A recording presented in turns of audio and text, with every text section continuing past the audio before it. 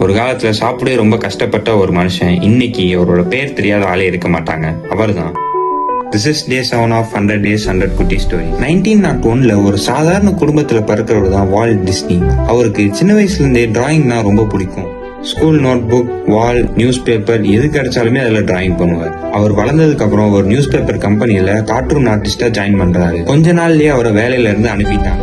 Reason என்னன்னு கேட்டப்போ உனக்கு கிரியேட்டிவிட்டி கம்மின்னு சொன்னாங்க. இந்த வார்த்தையை கேட்டு அவர் ரொம்பவே கஷ்டப்பட்டார். ஆனா அவரோட ஹோப்பை லூஸ் பண்ணல.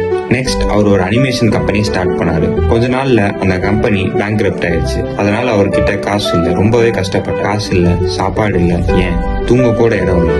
ஆனா அவரோட ட்ரீம் மட்டும் அவர் மைண்ட்ல இருந்துகிட்டே இருந்துச்சு. ஒரு நாள் ட்ரெயின்ல டிராவல் பண்ணும்போது ஒரு சின்ன மவுஸை பார்த்தாரு. அந்த மவுஸ் அவருக்கு ரொம்ப பிடிச்சனால அதை பேஸ் பண்ணி ஒரு கேரக்டர் கிரியேட் பண்ணாரு.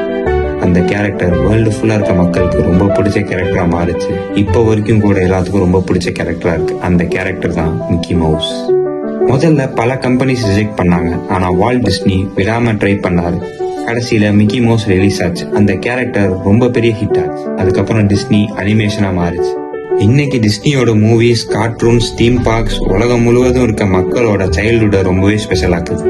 யோசிச்சு பாருங்க, கிரியேட்டிவிட்டி இல்லைன்னு ரிஜெக்ட் பண்ண ஒரு மனுஷன் இன்னைக்கு கிரியேட்டிவிட்டிக்கான அடையாளமாவே மாறி இருக்காரு. மத்தவங்க வேல்யூ புரிஞ்சுக்காம இருக்கலாம், ஆனா நீ உன்னை நம்புனா ஒரு நாள் உலகம் உன்னை நம்பும்.